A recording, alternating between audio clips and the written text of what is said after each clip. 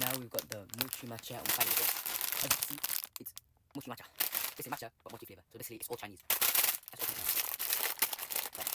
So it's like a small packet, built like this. Before we open it, safety comes first, because you never know. China's a very advanced place. Anyways, mochi matcha. What? Yeah, look at it. Kind of looks disgusting. Texture, it's squishy. It's powdery as well. Open intestine check. It smells like coffee. Kind of looks weird. It's like brown and squishy from the inside. Very stretchy. Right. Let's try it. Bismillah.